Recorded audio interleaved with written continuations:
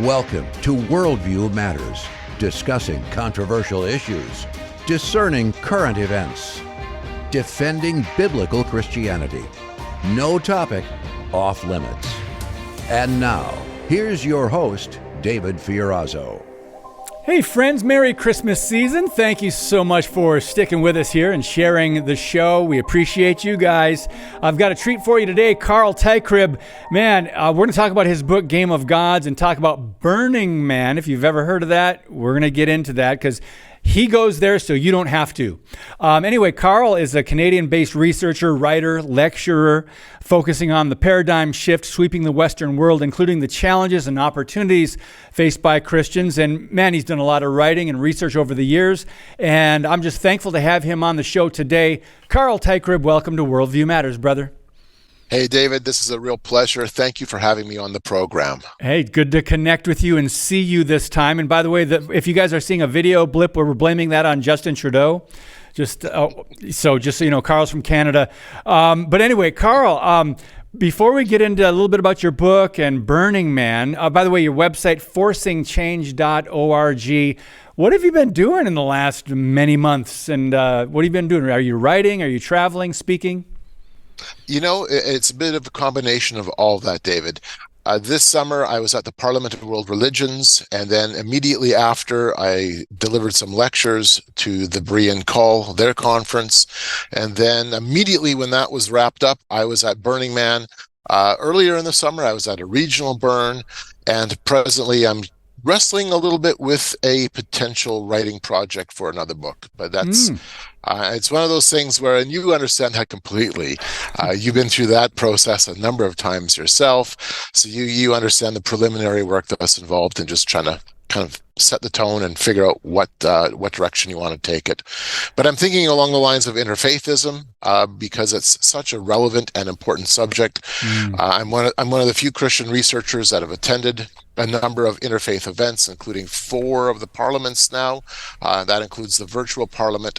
So I'm able to kind of bring some perspectives in that I think would be important for us to be able to wrestle through.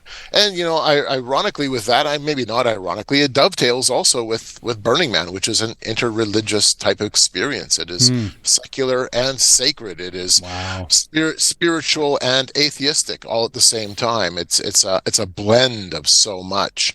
And so you could write a whole different book on that. Yeah. Well, mentioning your book, I want to mention my book, first of all. 240 pages, Assault on the Image of God. Carl Teichrib, Game of Gods. And by the way, you can get that on Amazon. Game of Gods is how many pages? I think with the index 570, and that does not include the bibliography. If you want to tackle the bibliography, you have to go to gameofgods.ca and read excerpts and check it out that way too. Yep, gameofgods.ca. That it's just a massive volume. I mean, I think it's about this thick, and so I just wanted to compare mine. Mine is about a third, maybe, but it's good material nonetheless. But man, you've been researching and writing for so many years, and that book, Game of Gods, was a culmination of all the work that you had been doing. So tell us a little bit about Game of Gods and the work that you put into that. Oh, absolutely. And you're right. It is a culmination of decades of research work.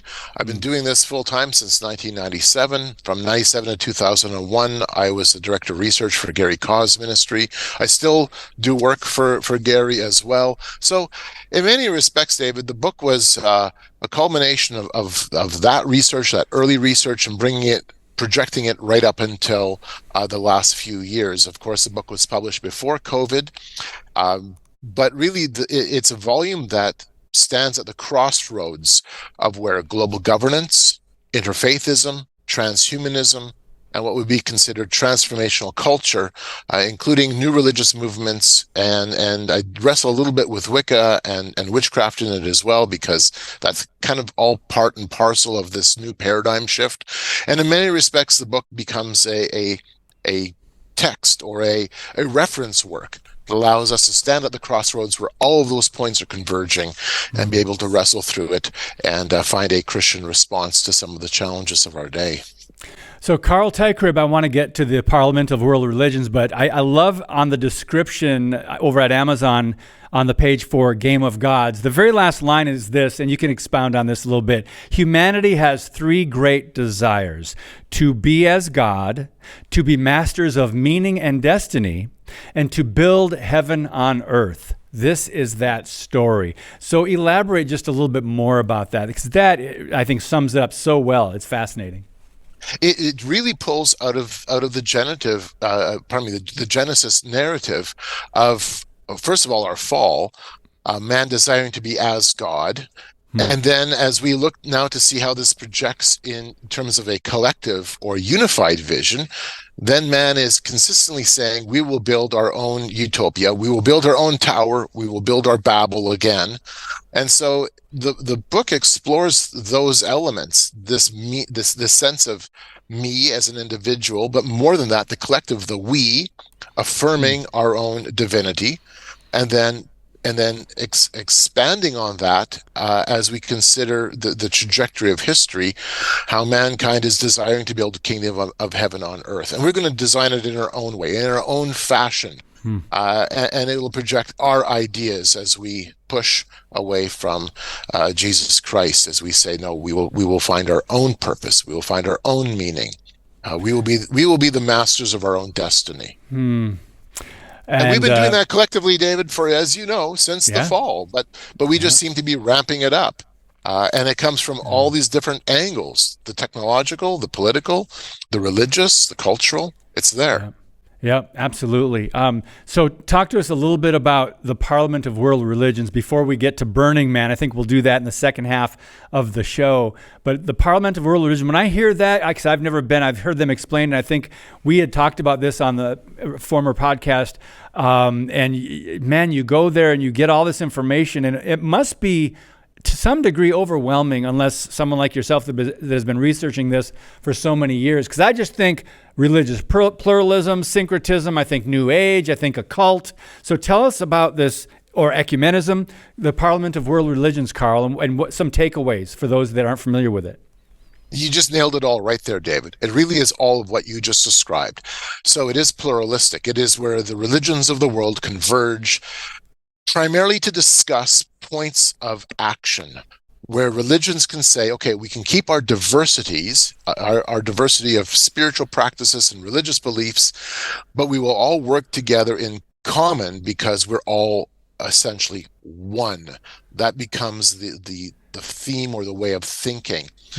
And then there's a lot of joint action, let's say on climate change, on social justice issues, on various narratives, the narratives that we are constantly being bombarded with. In many respects, the Parliament of World Religions is a gathering place of the majority of the world's major religions, so that there is a commonality, a common ethic, a common action plan.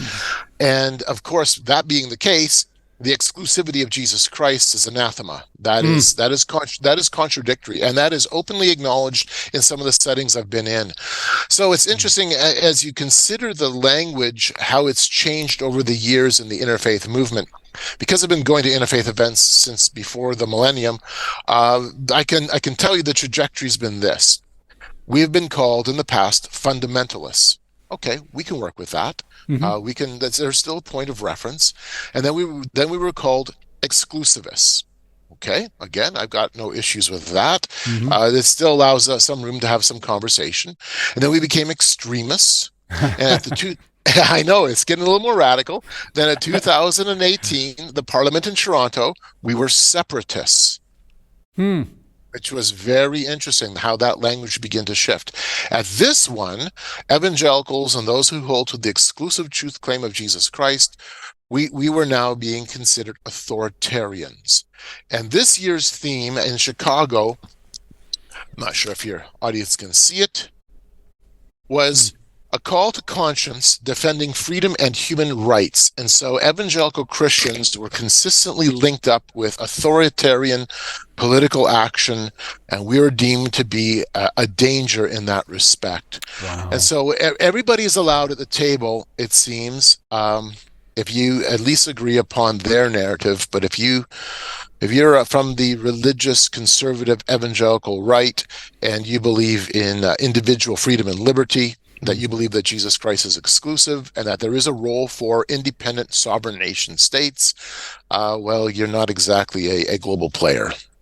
Yeah, we're seeing a lot of that today. We're seeing the narratives change, how they're framing those who believe in God, the one God, Jesus Christ, the only true living God, and even what they're calling us in America, and Christian nationalists or domestic terrorists, if you're political or patriotic. Carl, so what you're saying is at the Parliament of World Religions, a couple of the bumper stickers you might see would be save the planet or coexist. Would those be pretty popular? Absolutely. It's along those lines. So just to give your audience a sense of what actually transpires, there are plenaries, there's workshops, there's panel discussions, and you have at this event roughly at the Chicago Parliament this summer, I believe 6,500 to 7,000 people. When I was at the 2015 Parliament in Salt Lake City, you had roughly 10,000 religious leaders, but it's not just religious leaders. You have United Nations officials, you have individuals representing governments. In fact, this year, the closing plenary had a special video linkage with Nancy Pelosi. So it gives you a sense of just the politics that's involved. It's, the opening session, we had a special video linkage with the UN Secretary General, and we had the Mayor of Chicago personally there to give us greetings. It's a big event, and it sets the tone. It sets the tone for progressive religious action. It really is the engine for progressive religions. And in terms of progressive Christianity, that is a place that really kind of springboards and energizes progressive Christianity, placing it in a broader religious global framework. What you just said, it sounds like an oxymoron. Progressive Christianity, you might want to say liberal Christianity or Marxist Christianity or social justice Christianity, but I think our viewers understand that these people have wavered from the true biblical faith and sound doctrine. But I'm speaking with author Carl Teichrib, and his book is Game of God. You can find more about Carl on his website, forcingchange.org. We're going to give a shout out to Harbinger's Daily, and we will be right back on Worldview Matters. Today's show is brought to you by Harbinger's Daily, world news biblically understood. Stay informed at harbingersdaily.com. Hey friends, I want to invite you to tune in live Thursday, December 14. We're going to be doing a live Q&A on Worldview Matters. So Thursday the 14th at 1 p.m. Central Time, 1 p.m. As many of you that can tune in and join us, just if you have any questions, comments, guests that you would like to suggest for the program, we'll talk about some of the guests we've had, some of the topics. It'll just be really free-flowing and kind of talk about Christmas as well. So again, Thursday the 14th, 1 p.m., we are doing a live Worldview Matters.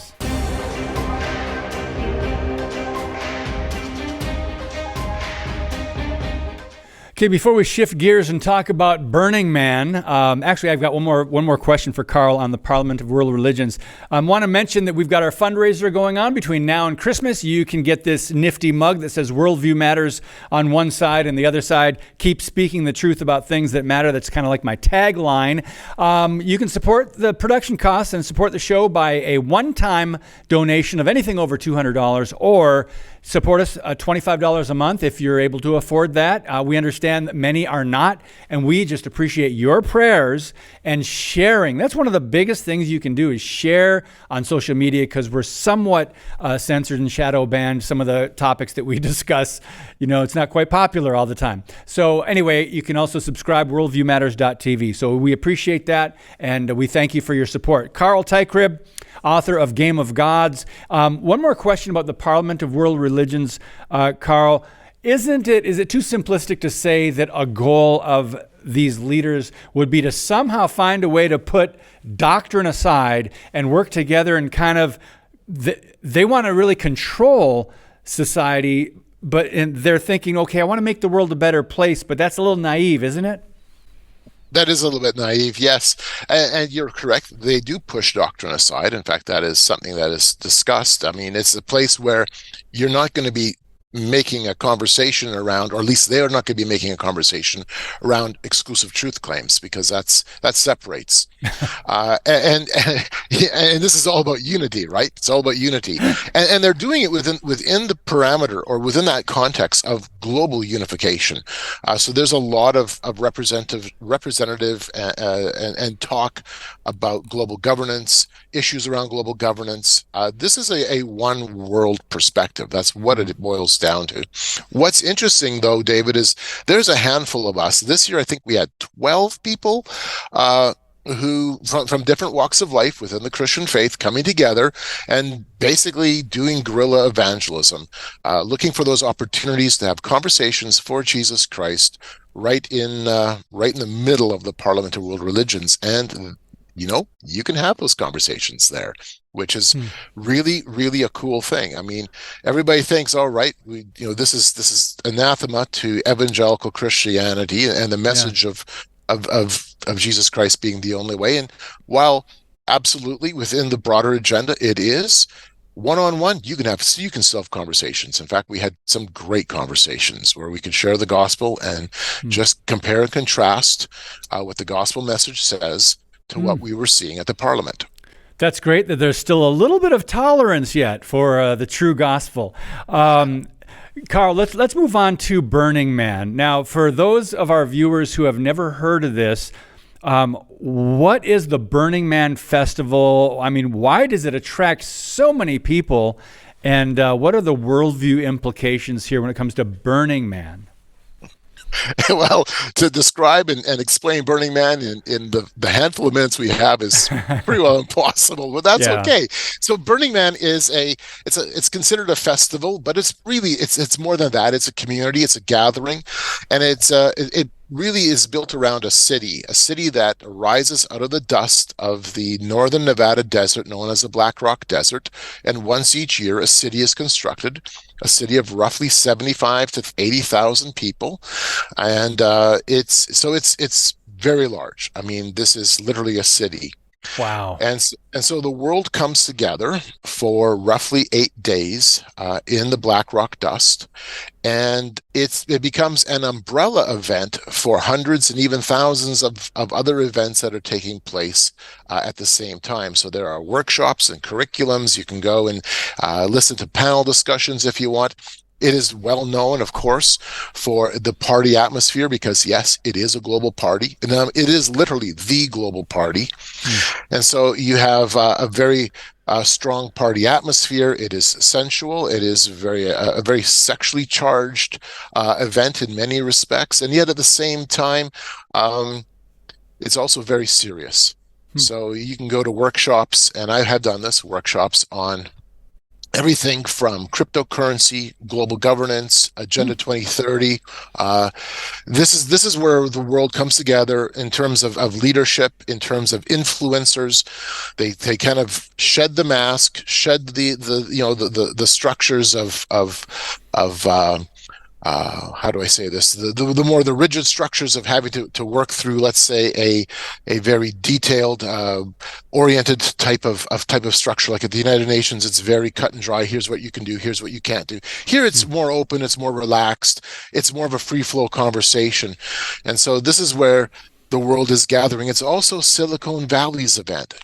This is where Google goes. This is where Tesla's people go. This is really Silicon Valley's gathering once a year, where they explore art and creativity, where they do a lot of networking and let their hair down, and yet at the same time try to connect into something spiritual. There's a temple, a large temple.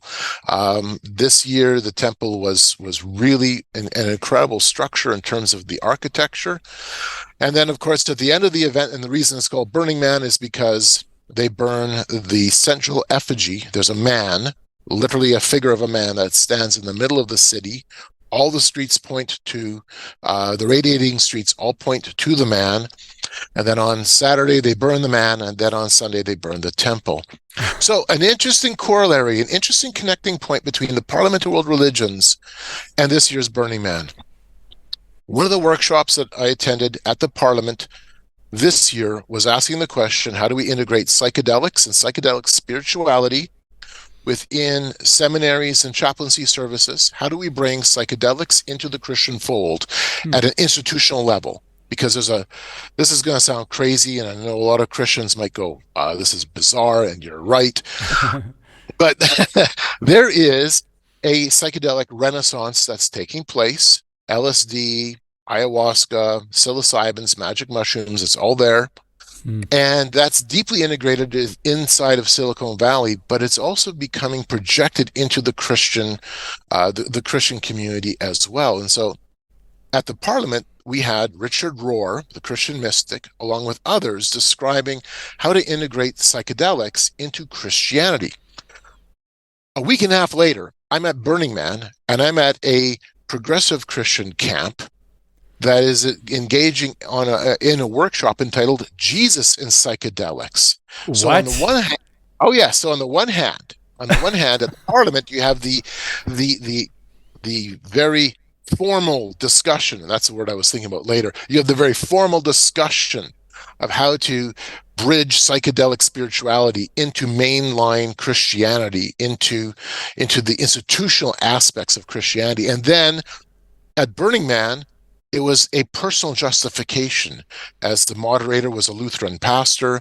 We had Methodist ministers, we had former and current pastors, and about 50 people in the room that come from various Christian denominations, and some that were non-Christian, but the majority would have claimed some Christian affiliation, as they were now individually justifying how psychedelics could be used to help find and experience a deeper sense of Jesus within, how they could now feel agape love, how it would give them a new sense of understanding of Scripture, how they could now feel the presence of God within, and psychedelics was being this gateway to experience and to feel the divine within yourself. And of course, David, from a worldview position, and I write about this in Game of Gods, I write about how psychedelics is in many respects a cultural changer because it changes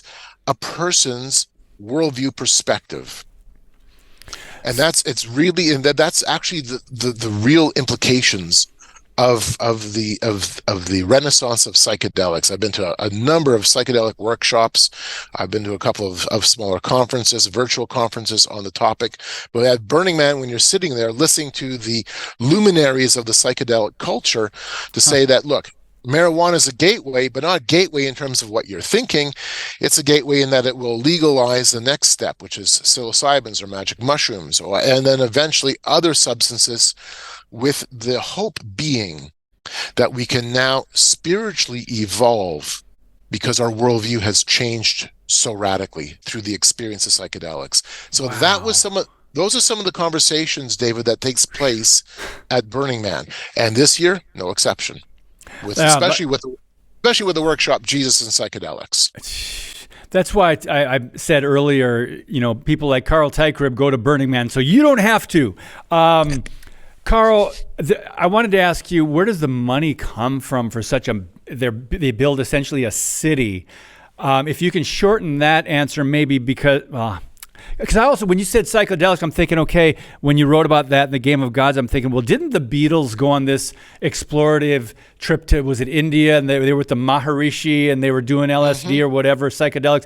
And that came to America shortly after that. So whatever one you want to tackle, touch on whatever one you want to go with. Well, when you ask about the money, just really quickly, and this might blow some people away. Yes, you have a ticket price, and the tickets will help pay for like the porta potties and the other infrastructure that's necessary. But all the rest of it, David, from the artwork to the main camps that are structured, for the most part, it's done voluntarily. It's a city that's built by volunteers. Wow. So we're talking millions of dollars, right? Oh, absolutely. You have art pieces. You have mutant art. They're called mutant vehicles. They're massive art vehicles.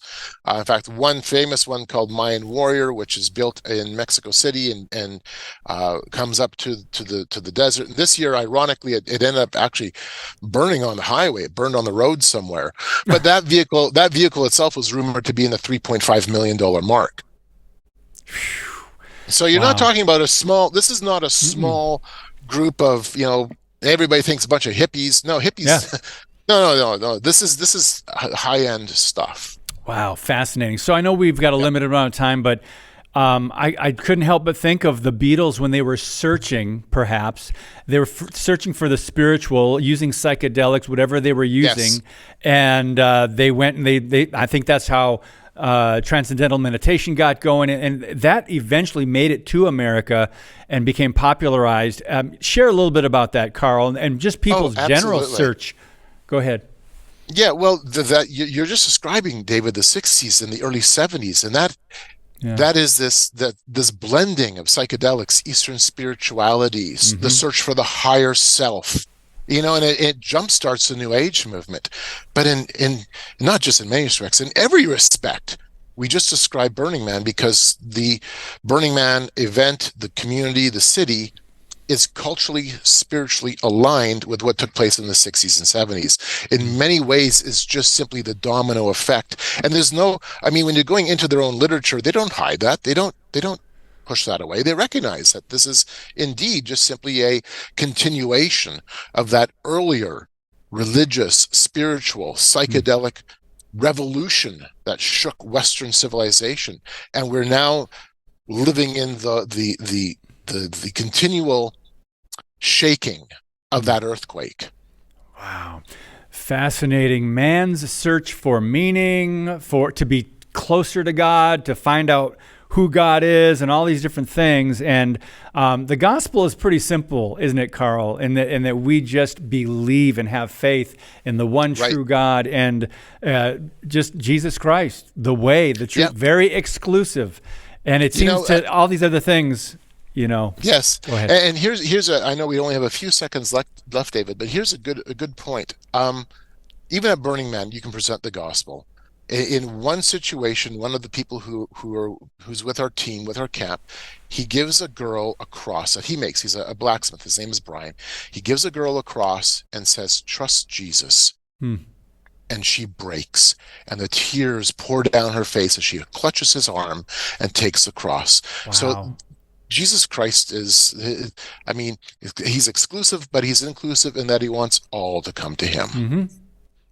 It is. And that's the interesting dichotomy there, because he is the way, the truth, and the life. No one comes to the Father except through him. But at the same time, whoever will call upon the name of the Lord will be saved. God so loved the world that he gave his son. That's what we're celebrating at Christmas. The Word became flesh at the perfect time. God sent his son into those perfect circumstances, politically, spiritually, in every other way. And here we have Christmas to celebrate. And Carl, we're going to have to continue this conversation because I love your work and it's fascinating to me. But I think we can see more and more what's happening in the world and the growth of some of these religions. And when you said unity, by the way, what they really want is uniformity, right? They and we are not to conform to the world, but unity is one thing.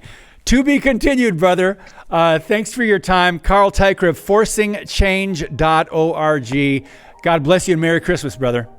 Merry Christmas. Thank you, David. Yep. Lord willing, we'll do this again soon. All right, guys, tomorrow, Scott Shera will be on the program, and can't wait to get to what he has to share. And also, Carl Kirby has a new book out. We'll talk to him. He's with Reasons for Hope. Thank you guys again, and God bless you. As always, keep speaking the truth about things that matter.